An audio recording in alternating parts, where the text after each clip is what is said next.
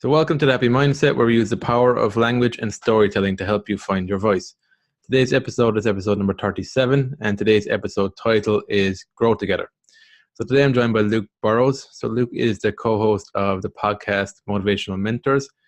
He is the founder of the Grow Together community, where he is currently helping millennials, young people, and the next generation to discover who they are, what they love to do, and to tap into more of their potential by changing the way that they think. So in today's episode, I'm talking to Luke about how he went about creating this community, how he has went about changing habits in his own life, and how he has used the growth mindset to get more of what he wants from life. So if you enjoyed today's episode, I would appreciate it if you can leave a rating and a review where you're listening to it too. And if you enjoyed Happy Mindset in general, head on over to Facebook and you can join the community there. So thanks again for listening, and I hope you enjoyed today's episode. Okay, so thanks for joining us today, Luke. My pleasure. Thank you for having me. You're more than welcome. So I just want to dive into what is the Grow Together community all about that you're creating today? Yeah, awesome. So, actually, I'll start by saying what I do. So, I focus on helping young people, millennials, and the next generation to discover who they are, do what they love, and truly unlock their potential. And so that is another huge focus of what we do at Grow Together. So there's two main parts to Grow Together. We have the community side, and then we have the academy side. So why I founded Grow Together was to connect young people together and to help them to truly discover who they are. I always say, who are you kind of at the core, what makes you you type of thing, and your passion in that. And then, that goes on to taking your passion, doing something that you love every single day, and not necessarily going down the traditional route of doing things, like uni, job, stay at a job to 70, 75, and that type of thing. And then just with the whole unlocking your true potential, just starting to change the way that you think. So instead of, no, I can't do this, well, yes, you can type of thing, and those small type of things that actually can make a huge difference. So yeah, I've been doing this now since, so I founded Grow Together roughly at the end of 2017. And so yeah, last year it was all about trying to, establish it a bit, and grow it and everything. And then this year, beginning of this year, we launched Grow Together Academy. So that's really focused on taking it to that next level through mentorship and online resources and training and everything like that. So yeah, really looking forward to where we're going with that, really. So what sort of online trainings do you have for people in the academy at the moment? Yeah, so when I was actually planning it, I did try to cover every area of personal development, because some people may be lacking in confidence, so they may need a bit more of that. Some people may need more leadership or something. So it just depends where they are at in their lives. So what I've actually done is connect with so many other different coaches and mentors that specialize in these different areas, bring them on board. And at the moment we have about 8 to 10 different courses on there, covering from saving, how to manage your money, to confidence and growth mindset and that.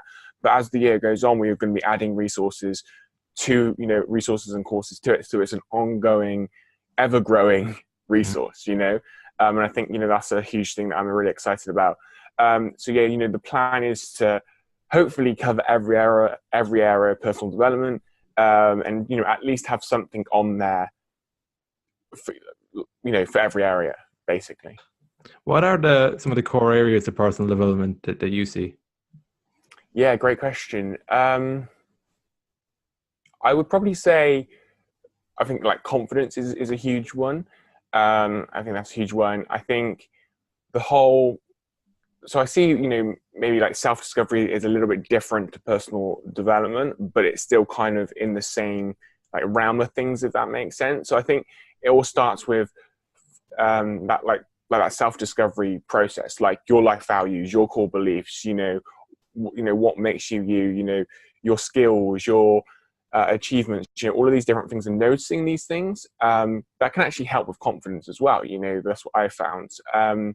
And then, yeah, so then it goes on to confidence. I think leadership is a huge one, and growth mindset as well, really. Having that kind of real growth mindset and not being in that fixed mindset and like, these are my skills, I can't, develop any new skills, like I'm born with these skills type of thing. So I'd probably say, those ones. But again, I think personal development is such of like a huge area that, that's why I did try to cover like every area, and we will be adding to the academy. But yeah, answering your question, I think those are probably the main ones. So yeah. So for yourself, did you always have a growth mindset, or is it something you've learned over time?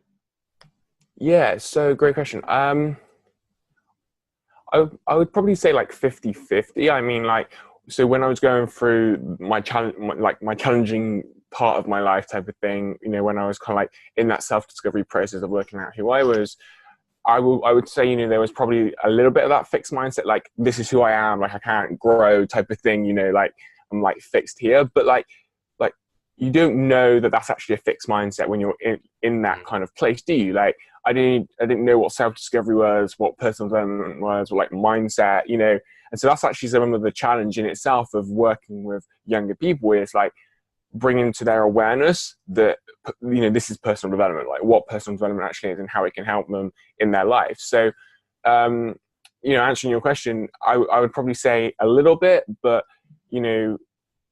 through kind of developing myself, I've actually been, it's weird because I've seen like in certain situations where I have a fixed mindset, and then in situations where I'm more growth mindset. And I think that's one huge lesson that I learned by reading the book Mindset. I forgot who it's by, but by like Carol someone, I think it is. Carol Dweck. Yes, yeah, that's it. Yeah, awesome book. And so one huge lesson in there was the fact that, in like our relationships, we could be very growth mindset, but in our business, we could be fixed mindset, and for me, kind of going back to your question, I think, once that came into my awareness, I saw that actually in these areas, I'm probably a bit more fixed mindset for whatever reason. So I now need to change that. And in these other areas, I'm more growth mindset, which is great. Let's like continue with that. So yeah. You have like an example where you shifted from a fixed mindset of seeing the world to a growth mindset way of being? Yeah. Great question. I would probably say like,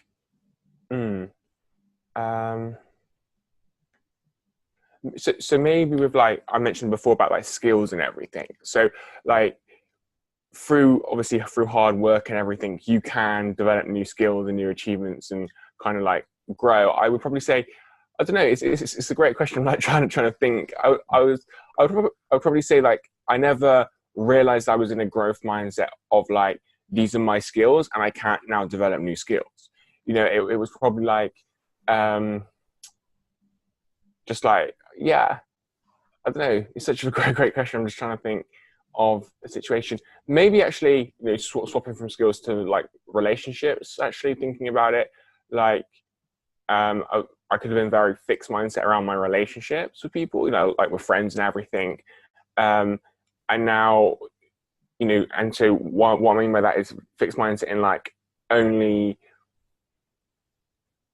developing relationships and being friends with people that maybe have certain interests that I have, and I think that now I'm kind of more of that growth mindset, and which allows me to create those relationships with with pretty much anyone. Obviously you still need to have those so like some interests, also some things in common to just just like start conversations like all that. Like when we spoke, we found for our story some like similar things. But yeah, I don't know, maybe just like thinking now, kind of maybe like my relationships have changed a bit, and then also like maybe with my skills as well, because I've suffered from, not suffered, I don't really like that word, but like growing up, I was always been like type of shy in that, so that like took a huge thing on my confidence. But then once I realized actually I have these skills and I can create and I can develop more skills, and that helped with that. So yeah, I don't know if that answers your question. Yeah, I can relate to that. I guess with a growth mindset in my own life, it's like you're less intimidated to be around people who have maybe different skill sets and they might be better at you in a certain area or something. think with the growth mindset, there's just this belief that I can learn from them and I can upskill myself as well. With the fixed mindset, it's more about, in my own personal experience, it's been more about like, this is the way I am. I can't improve myself, so I don't want to be around these people because they make me feel uncomfortable. So shifting that experience with discomfort, that's been my shift there with it. That sounds a bit similar to you there. Yeah. So with confidence, like what have you found is the best way to build confidence? Like, you're a young guy, you're creating a community. Were you always confident enough to do that? Or like, how did you grow that confidence to create a community at 23, isn't it? Or? Yeah.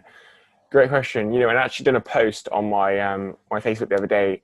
Like, I think it went something like 3 words to describe it, and then somebody put confident. I was like, interesting, because I never, like, even now, I don't necessarily see myself as somebody who is like confident, like, you know what I'm saying? And so I think sometimes I can be my own worst enemy within that, and so, that's why I'm like huge on like reflection and taking time to see how far you've came, and, and learn the lessons and that to serve you better in the future.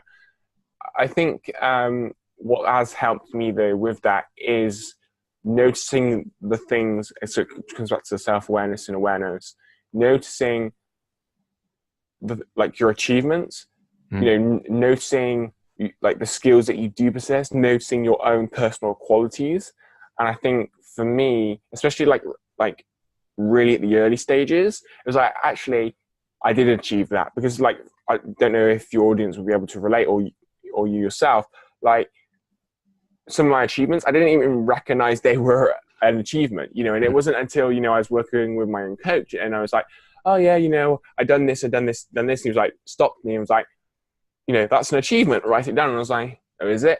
Like, I didn't recognize that. And the same with skills, like I didn't recognize my skills. I didn't recognize my qualities. And so when you're able to recognize those, I think, that can help with confidence. Then it comes back into like that growth mindset and knowing that you can still improve on those. But I think, sometimes we can just kind of be oblivious to that, especially with like skills, if it's so natural to us, then we're kind of diving back into fixed mindset there, natural ability. But like, if it is, we just do it and we don't know we're doing it, it is actually a skill. Like somebody else, that's like, can be quite challenging. And so again, I think it's important that we recognize these things. And ultimately, I think that can be a good building block to build confidence. Yeah, no, I can definitely relate to that. I do find that without taking any time to appreciate where you've come from, you don't give your mindset time to develop as well, because you're taking it for granted that this is easy, and you focus on the negatives rather than the positives. Like, you're looking at the road ahead all the time. But do you have any, like, besides having a coach, do you have any like practice where you can actually consciously take the time to appreciate where you've come from? So it gives you that kind of time to, I guess it's just updating your operating system as well, updating your system to like appreciate that you're a different person now. Have you any practices? Or? Yeah. So, I mean, so I was working with a coach, probably, no, it was last year, actually. It was last year.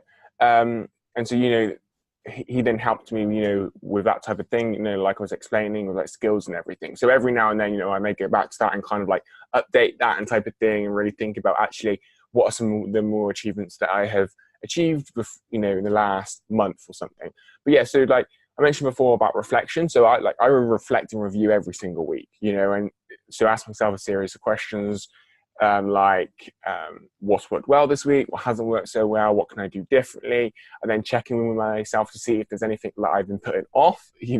Sometimes we can tend to put things off and they go to the back of our minds. So I try and be as and create habits that allow me to be like really self-aware, because I think self-awareness is so important.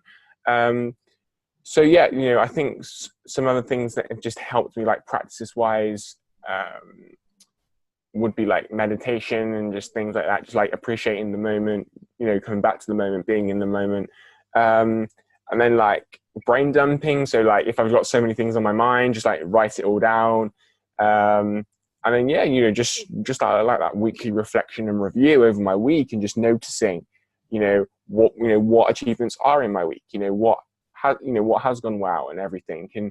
And so yeah, I do things like that really.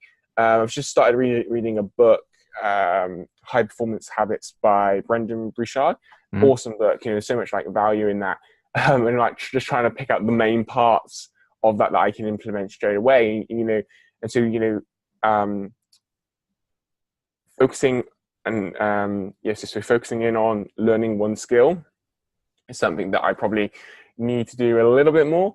And so again, but that's, it comes back to awareness. Like now I'm aware of that, so I'm creating those habits that allow me to do that by, in my weekly review, kind of like, what one skill am I going to start learning this week? And so I think it's like just setting up things like that can help you to bring it back into your awareness. Can be really beneficial. So with the habits, how do you think about habits? How have you implemented? How have you changed like a really bad habit into a good one in your own life? Really bad one into a really good one. Interesting. So I suppose like a really bad one would be, I used to fall asleep with like the TV on, and it may sound so kind of small, but like I read somewhere, it might have been a video on YouTube, like even while we are asleep, our like subconscious like picks things up. So now I make sure I turn the TV off, and I listen to this audio that helps me to, like, when I drift off to sleep. It's meant to like reprogram your subconscious mind, I think. So so yeah, there's an example. What's it called? I'll try and bring it up real quick. Well, yes, it's just a relaxation type audio. But yeah, so that's kind of like, TV goes off now, and instead I put like the audio on and that. So okay, so it's small habits, micro habits that build up over time. That's cool, man. How about like in your own personal life growing up? Was there any like social challenges you've had that you've managed to change? You managed to shift something that you perceived as like an obstacle to your growth to something that was actually a strength? Yeah, great question. So yeah, I mean, we spoke before about kind of that period. Well, for me, like I suppose like 17, 18, all the way through to 21, 22, kind of, like 21, where, I was going through that like self-discovery process of like who I was and everything, and I was around that social circle that are completely different to what I am. And so, yeah, I don't know. I mean, I suppose in there, there was quite a lot of lessons in terms of like, just be who you are, accept who you are, that type of thing. But also with that, I think, when sometimes people like, so I help people to discover like who they are, right? So what makes them that, right? So their life values, their beliefs, finding and uncovering and reframing their limiting beliefs and things like that. I think sometimes the problem with, or the challenge I should say, with being who you are is that for some people, it doesn't enable them to then grow into becoming kind of like the person that they want to be, type of thing. So I think like we have to maintain that balance between, discovering who they are, because I think that like that is a stepping stone to becoming the person that you want to be, but that person you want to be is actually within inside of you, because it takes kind of, so that person is within inside of you, it's just creating the right habits and the right environment, and developing that confidence for that true, authentic person like to come out, so yeah, I think answering your question, definitely challenges. We all face challenges. I think it did teach me a couple of lessons, about like accept myself for who I am and kind of like my beliefs about certain things and my life values, and like instead of going to a club or something, I would rather be working on myself or my business, or having conversations about meaningful things, rather than getting drunk or things like that. And that is just like a natural kind of thing for me. But then, it's about developing myself to be the best person that I can be as well. So that is who I am, but then it's about, using that to be my best self, if that makes sense. Yeah. Yeah. No, I can relate to that too. What we're talking about this before about going out to get drunk every weekend aimlessly sometimes. Like, it's nice to have a balance, but it's like It's just owning what you're really interested in and finding that balance. I definitely resonate with that. So for yourself, I guess in my own journey of things, I had a tendency to start to try and do everything myself. When did you start learning that you could rely on other people? Because from your community, you're leveraging other people's experiences, mentors and coaches to form a community. When did you start realizing that you couldn't do it all alone and that it was better to actually connect with other people? Yeah, great question. Because I still think I need to outsource a lot more stuff, until I'm actually in the process of doing that. But yeah, I think, with like the community and the academy side of things, it's more just a kind of me realizing again that, like I'm not a specialist in leadership, so I better go and find someone who is and connect with somebody who can bring a lot of value to the community. So it's been things like that. And things in terms of like my own business, I suppose, tend to do a lot of things like myself, like my podcast that I actually collaborate with somebody with, but so we do started to share more like equal responsibilities there. But again, like when I first got started, like I was like trying to do everything, and then and so over the time I've started to realize more and more that I just can't, and I need to outsource more. So yeah, I don't know. I suppose when in those moments, kind of answering your question, in those moments where maybe I'm a bit overwhelmed, it's like those moments where like, well, why am I overwhelmed? Oh yeah, I'm trying to run a business, I'm trying to do everything, so I may need to outsource some of this, and so it's just, again, I come back to self-awareness of like uncovering kind of like why you're feeling that way, like why do you feel overwhelmed? Like, oh, because I'm doing everything myself. How can we overcome this? Okay, we can outsource this and this, but yeah, I still need to outsource more and do more about myself. So, but again, it comes back to like questioning, like asking yourself the right questions, I think, as well, to then find the right answers and take action in that direction, really. When did you start realizing the importance of your questions and then taking action on your questions as well? Yeah, great question. I am not sure. This is probably the answer like the audience does not want to hear. But like if I think about it, I suppose it's just that self-education. I think of like reading the personal development books and that, and then just realizing actually, I've got to ask myself better questions, and then just kind of like, I suppose like just doing it, and then it just kind of like goes into your subconscious and it happens. I suppose. Just again, come back to awareness. Keep coming back to this about, when you do feel like a certain emotion or, you feel something, then asking yourself in that moment, like, why am I feeling this way? And I think people need to, like, are people self-aware enough to know that rather than just feeling a certain way and just like sticking with that feeling, like asking themselves that question. But, like that takes time, I'm still not like, quote unquote perfect at it, like who is perfect at that, like, there's still times where I may be feeling a certain emotion or something and I don't ask that right question to get me out of it, or I don't change my state or whatever it is. And so, it's just like every day trying to be better than the next day, and then also setting yourself up these reminders, like these, somebody that I'm working with in the community who is a habits and performance coach, he calls them like trigger moments. So like those trigger moments where they just like trigger your mind. Oh yeah, like if I'm feeling this now, ask myself this question, or like I'm, or like you can set trigger moments up for any type of habit, as well, and I suppose that's all like come back to questions. That's all questions. Yeah, that's all they are, isn't it? Like a habit of when you feel this, or this happens, like asking yourself the right question to get the answer that you want to then take action on it. And then with like the action part, it's interesting because like then I just take action on that. So I don't know. I understand that some people might not, but then it comes back to the question, like, so why aren't you taking action on that? Okay, this fear might be holding you back.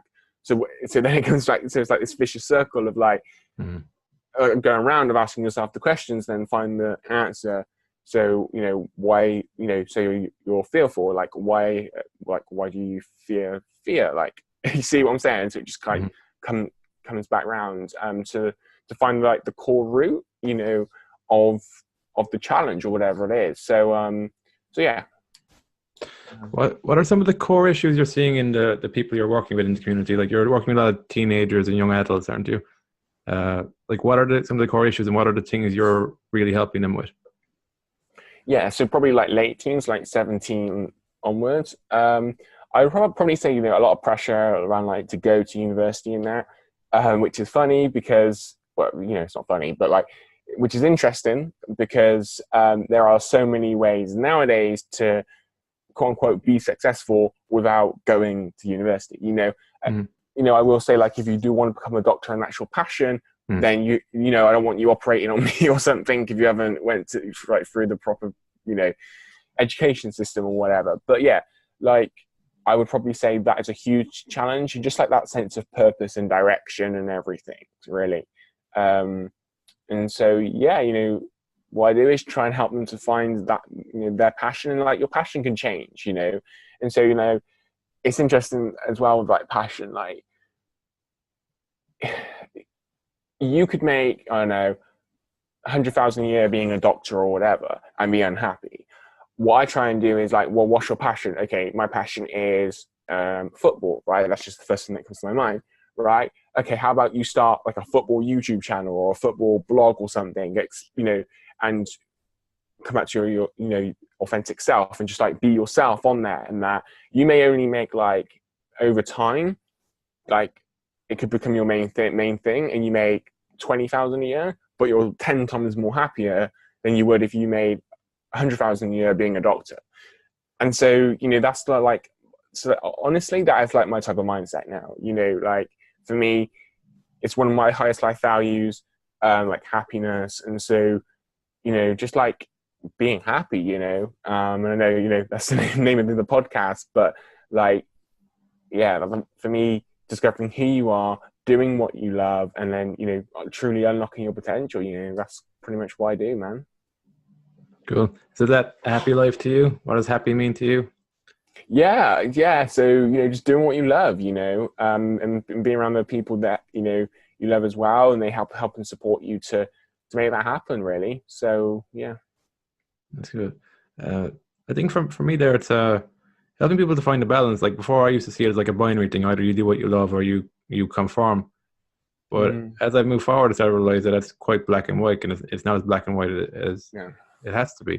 Like what you're saying there, like even with the YouTube thing, you could do the YouTube thing on the side while you've got a job to pay the bills, like, and just see what comes of it.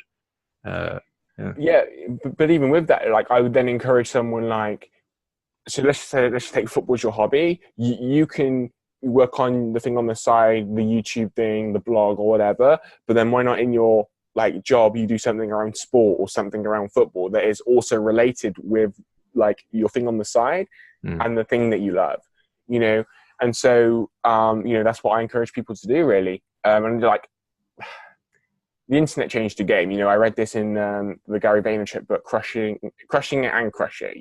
Like the internet completely changed the game. Like anyone can just cash in on their passion, and do what they love. So yeah, we're not like in the 1950s anymore. You can do what you love, and I think this is a belief that people need to start to overcome.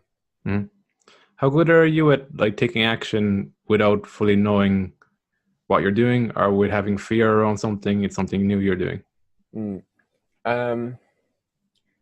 So I suppose, I always get asked the question like, Luke, how did you get started? And I was like, I'd done a little video on this. Like, I just got started. So I don't know if that answers your question about taking that action.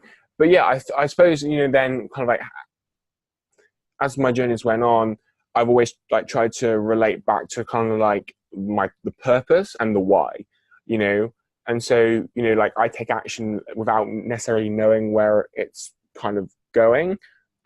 If I think that, if I have the belief that actually this is in alignment with the purpose and the why of why I'm doing it in the first place, if that makes sense. Personally, I think that's important, because otherwise we can get distracted. Like I can get distracted. Like I've got like 10,000 ideas of different other businesses that I want to go and pursue, but are they at the moment related in any way to Grow Together, in like what I'm passionate about? Probably not, so until I get to that point where maybe, I can, like, Grow Together still runs and, the mentoring business still runs, and I can go off and pursue these other things, then I got to stay focused on what I'm doing and the purpose and the why behind why I'm doing it. So, yeah, that's what I would probably say there. How do you get to the purpose and the why? Is it from being clear on your values, or how did you get to your purpose? So I think it comes back down to questioning and asking yourself the right questions. I think, so like with Grow Together, when I first started it, I just started it because I wanted to create a community of young people that kind of like stood together, rose together and grow together type of thing, As we've went on, I have identified more of its purpose and more of its why, and that has changed. And I think sometimes in the beginning, instead of just getting started with something, we can get too caught up on that. But yeah, it's important. So it's about finding that right balance. So what I would probably say is just to start something, and then you figure that out, like as the process goes on. Like you figure that out as you move forward. So yeah, like I'm not saying when I first got started I didn't have a plan. Like I did have a rough kind of like guideline and a plan, but I could have spent like the next 2 years trying to make that plan perfect rather than just getting started with it and just seeing what happens.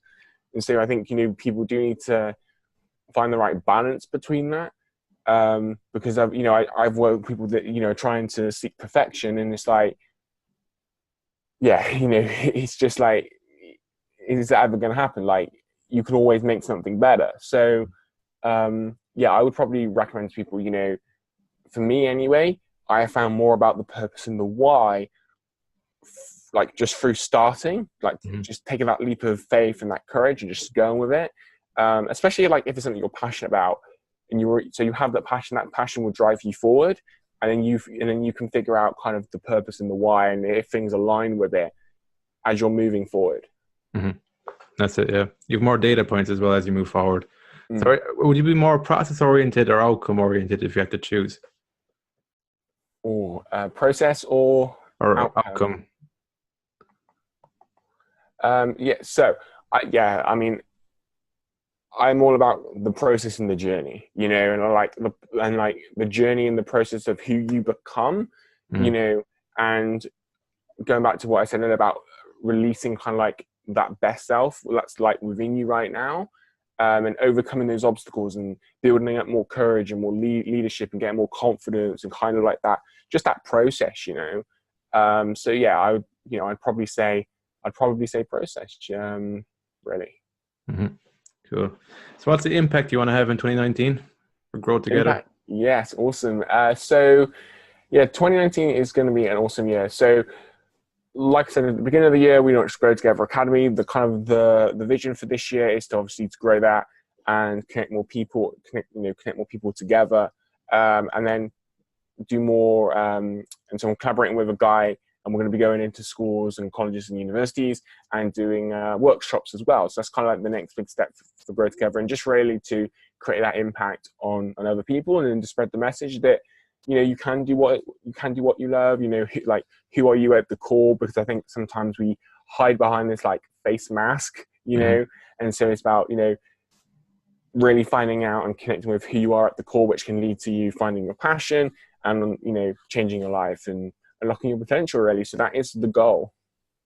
Great. Sounds good, man. So how would these guys find you? Where would they go?